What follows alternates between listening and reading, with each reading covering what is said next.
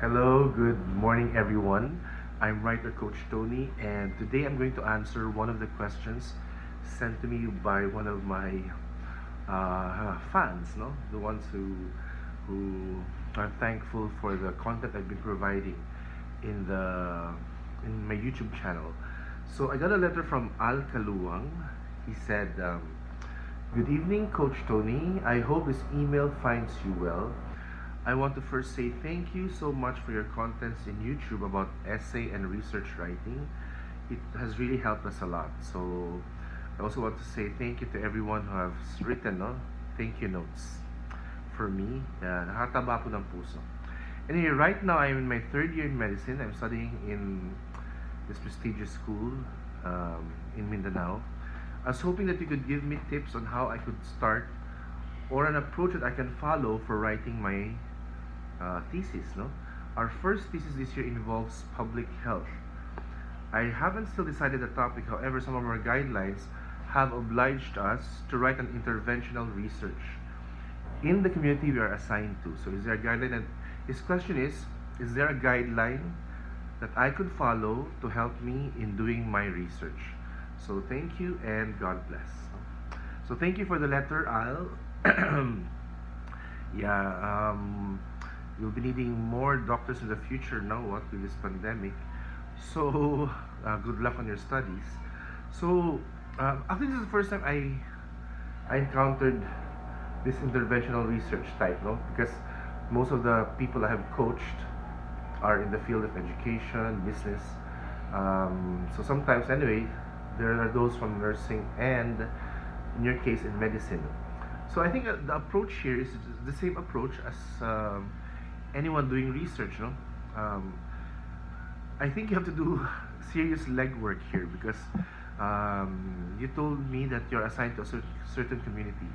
So observation is very important in this case, no? You have to maybe do some legwork and of course get the health statistics of that community.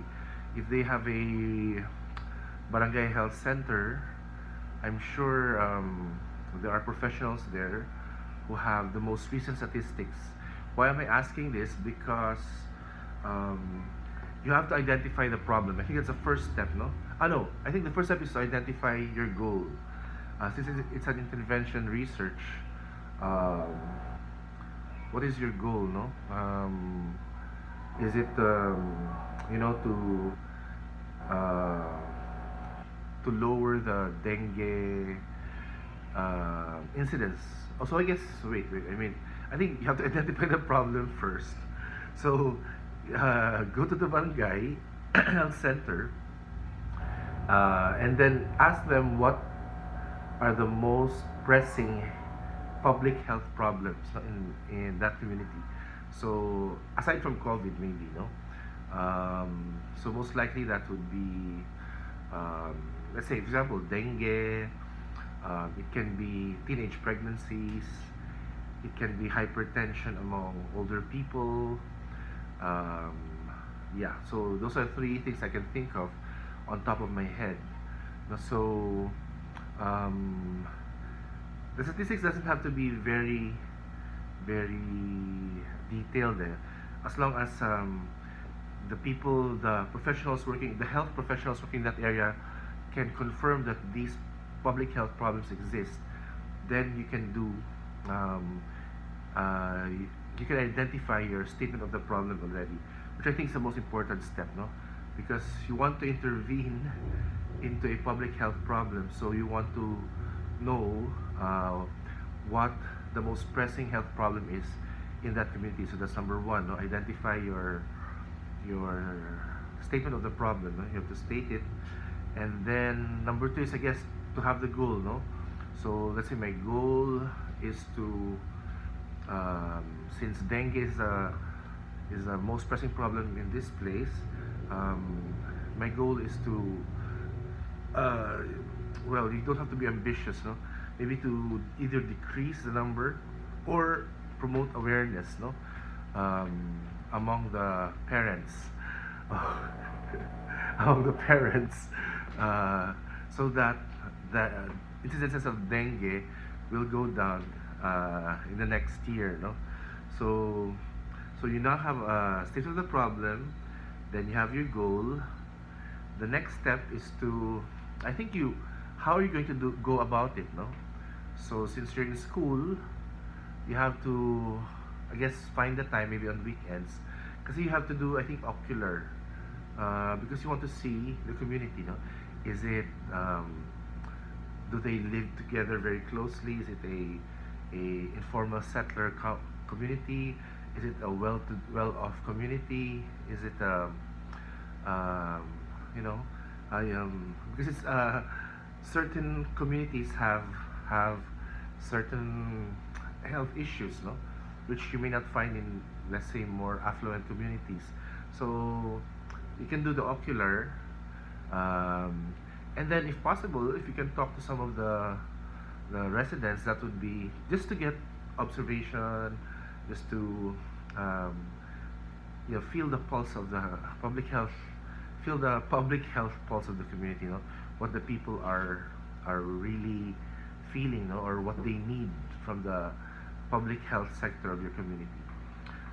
So you have those, no? I think if you have those, you can already start your interventional research, no?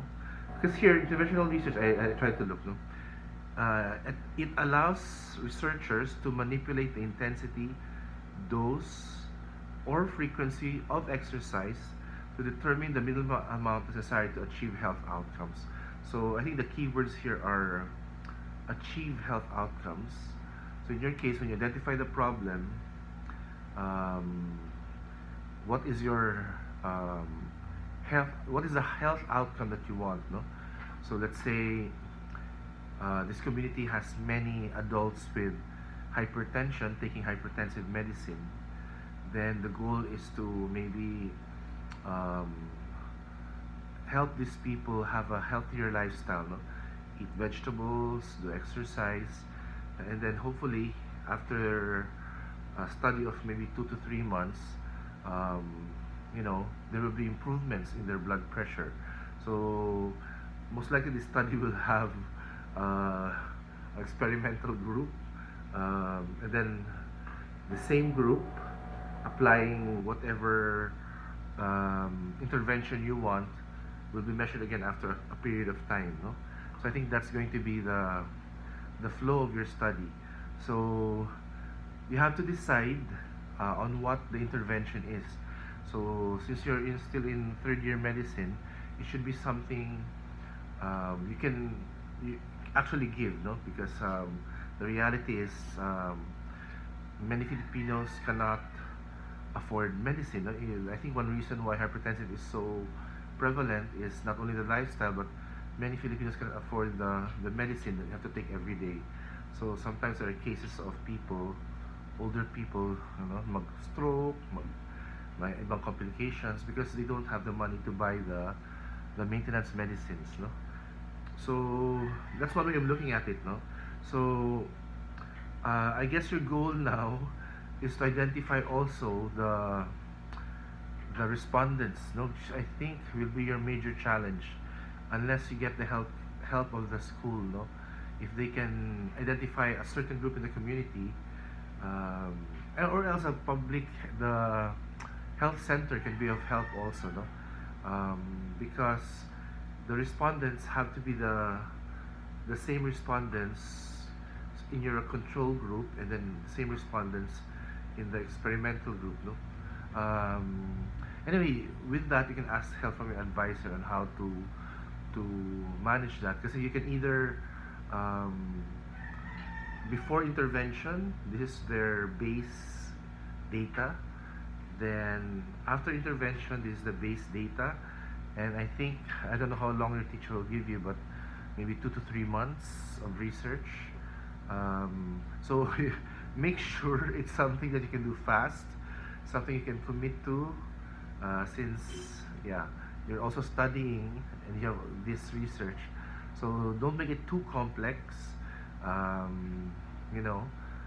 So don't make it too complex. Make it something that, for me, make sure that all the data is measurable, no? Because that's the only way you can say that your intervention was successful.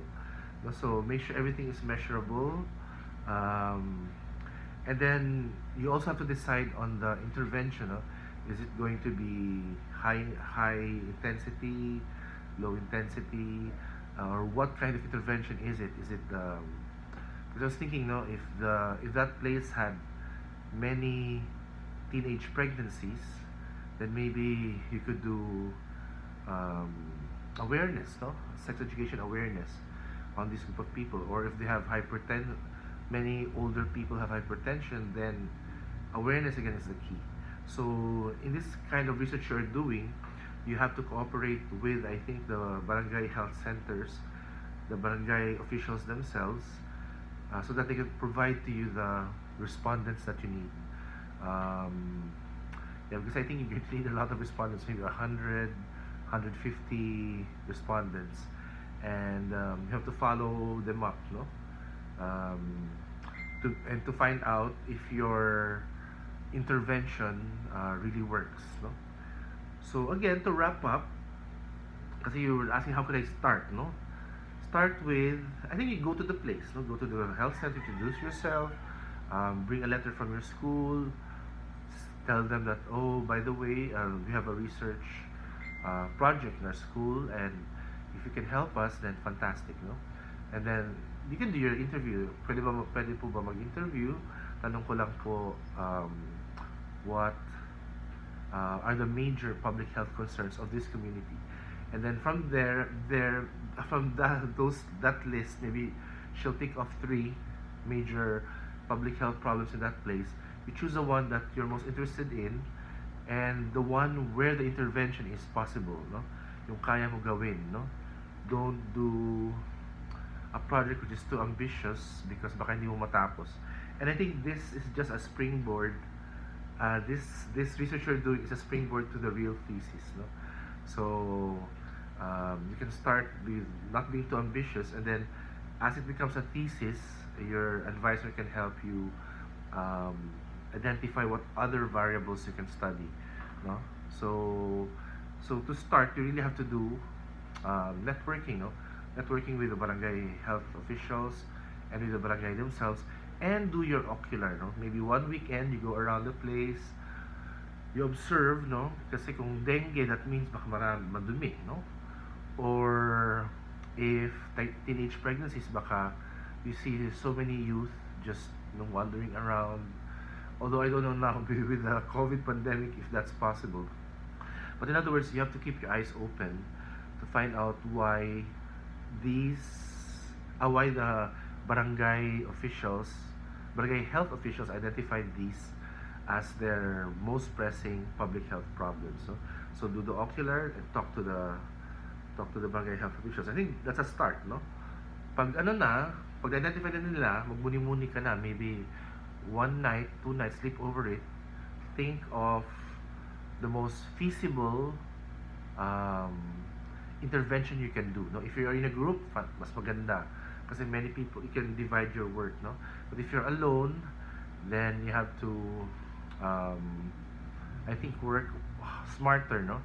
To budget your time so that you can do the research properly.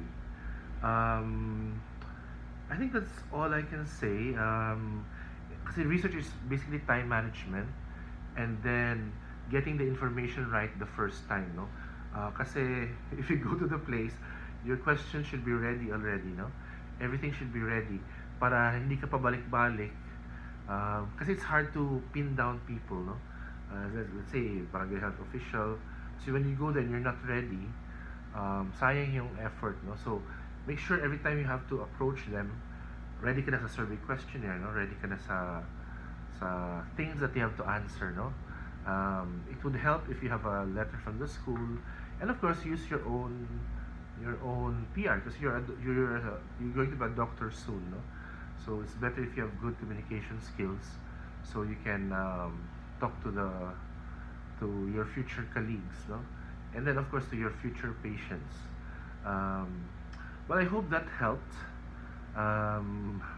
Good luck, Al, and good luck on your medical studies. Yeah, so take care, keep safe, and yeah, that's it. Thank you very much.